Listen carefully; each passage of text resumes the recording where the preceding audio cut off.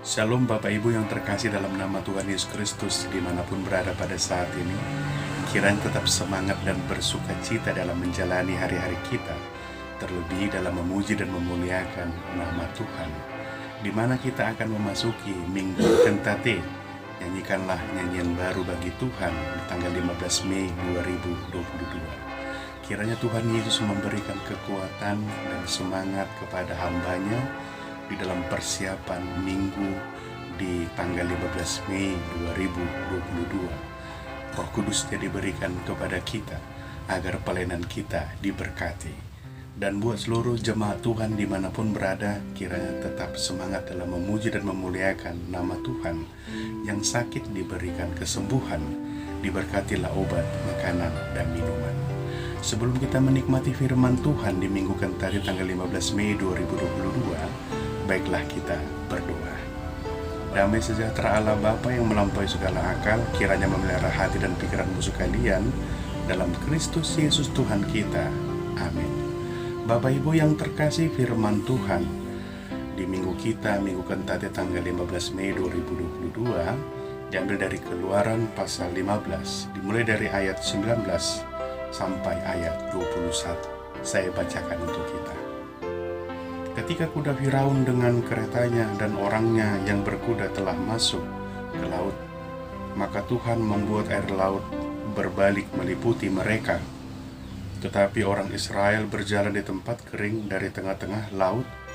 Lalu Miriam, Nabiyah itu, saudara perempuan Harun, mengambil rebana di tangannya, dan tampillah semua perempuan mengikutinya, memukul rebana serta menari-nari.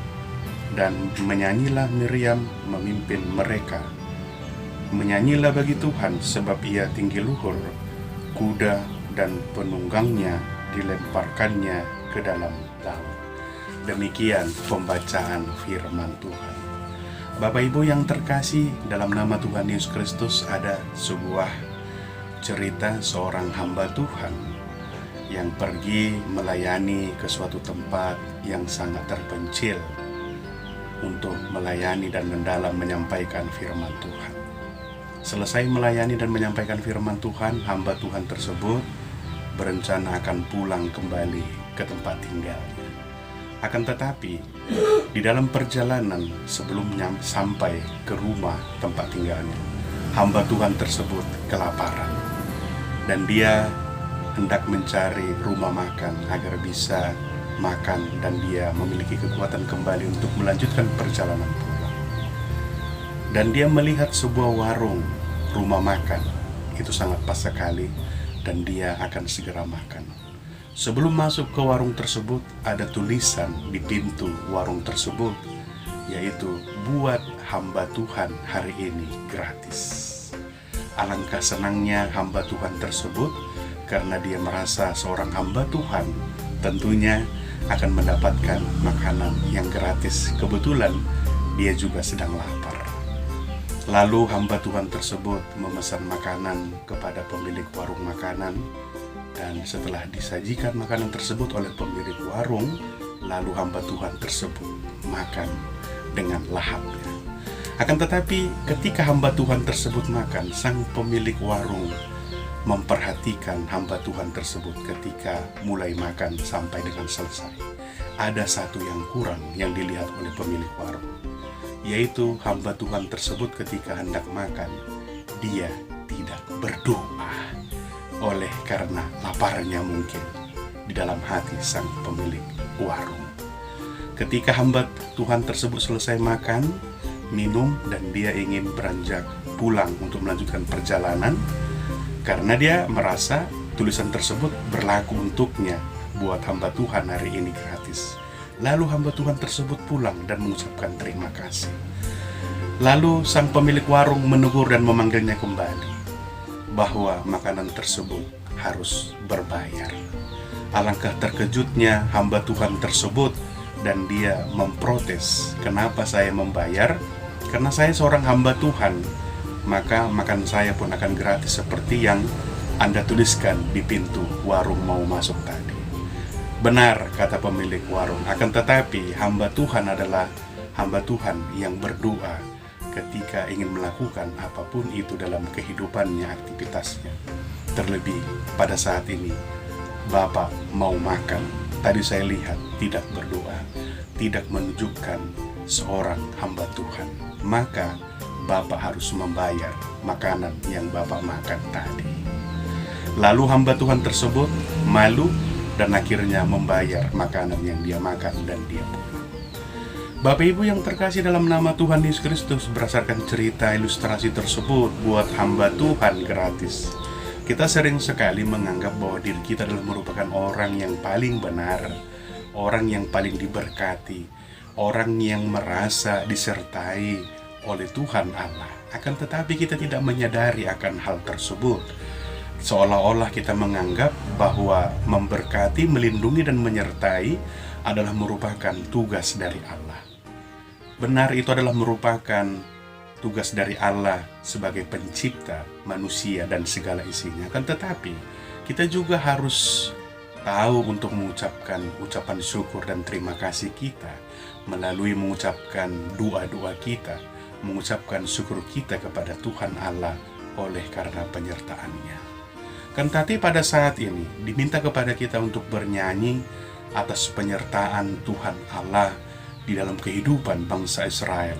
Karena Keluaran 15 adalah merupakan, yaitu bangsa Israel keluar dari Mesir menuju tanah Kanaan. Dan begitu sangat luar biasa penyertaan Tuhan kepada bangsa Israel tersebut. Jika kita membaca, dimulai dari ayat 1 sampai ayat 21 pada saat ini, nas kita pada saat ini. Bagaimana Allah digambarkan sebagai tinggi luhur.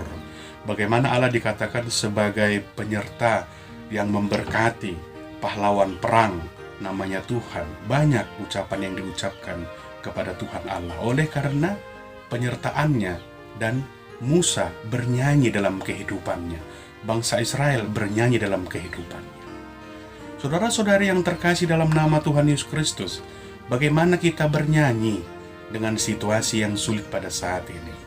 Bagaimana ingin bernyanyi dengan keadaan yang serba susah pada saat ini?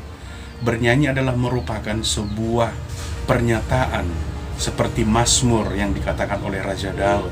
Bagaimana Allah selalu setia mendampingi kita dalam kehidupan kita. Berarti kesusahan juga adalah merupakan cara Tuhan kepada manusia, kepada umatnya, untuk lebih menyadari dan mengetahui bahwa hidup manusia tersebut harus tergantung kepada Tuhan Allah kita. Plato mengatakan, hidup ini penuh dengan persoalan, penuh dengan pergumulan. Iya, benar sekali Bapak Ibu, selama kita hidup, maka persoalan tidak akan pernah jauh dari kehidupan kita. Akan selalu mampir dan akan datang silih berganti. Itu benar sekali yang dikatakan oleh Plato. Hanya saja bagaimana kita di dalam menyikapi setiap persoalan tersebut, di dalam menyikapi sukacita tersebut. Karena dari situlah tergambarkan kita sebagai orang Kristen ataupun orang yang percaya, yang setia atau tidak. Apakah kita hanya meminta yang enak-enak saja kepada Tuhan Allah kita? Kita bisa mengetahui dan melihat bagaimana perjalanan bangsa Israel tersebut. Ketika mereka mulai dituntun, ketika mereka kesusahan makanan, ketika mereka kesusahan minuman, mereka mengutuki Tuhan Allah. Mereka tidak percaya. Mereka imannya gampang sekali terpengaruh oleh persoalan-persoalan yang mereka hadapi. Bahkan mereka mengatakan kepada Musa bahwa Tuhan Allah adalah merupakan yang membuat mereka menderita di padang gurun ketika ingin menuju tanah Kanaan. Bapak Ibu yang terkasih dalam nama Tuhan Yesus Kristus, Tuhan Allah datang bukan menjadi pembawa malapetaka. Itu perlu kita cermati. Tuhan Allah adalah merupakan pencipta kita yang menjadikan segala sesuatu. Maka Allah datang untuk menjadi juru selamat dan sebagai penolong dalam kehidupan kita. Itu jelas sekali dalam kehidupan kita. Maka jangan lagi ada perkataan, apa itu bedanya orang yang rajin berdoa dengan yang tidak berdoa? Orang yang tidak mendekatkan diri kepada Tuhan dengan orang yang mendekatkan diri kepada Tuhan. Jangan ada lagi perkataan demikian ataupun pertanyaan demikian. Orang yang rajin dan berdoa, orang yang tidak berdoa, itu jelas sekali kelihatan melalui tingkah lakunya, gaya berbicaranya, buahnya maniskah apa tidakkah melalui apa yang dia lakukan. Bapak Ibu yang terkasih dalam nama Tuhan Yesus Kristus, bernyanyi, pujilah Tuhan Allah, bersaksilah akan penyertaan Tuhan seperti nyanyian Musa melalui nas kita pada saat ini. Bernyanyi, pujilah dan bersaksilah akan penyertaan Tuhan di dalam kehidupan kita sebagai orang Kristen seperti yang dilakukan oleh Musa. Musa menyadari dirinya tidak akan sanggup untuk melepaskan bangsa tersebut karena dia tidak pintar berbicara. Akan tetapi Allah tidak membiarkan dia sendirian untuk menghadapi Firaun.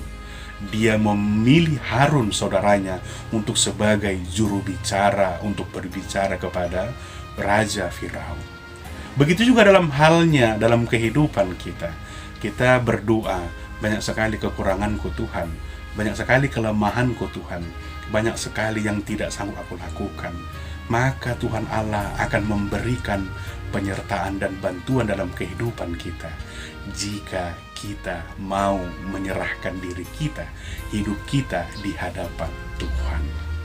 Bapak Ibu yang terkasih dalam nama Tuhan Yesus Kristus, dunia ini adalah merupakan kepanahan, tidak kekal. Akan tetapi sering sekali manusia mencintai bahkan menyembah, bahkan mentuhankan dunia ini.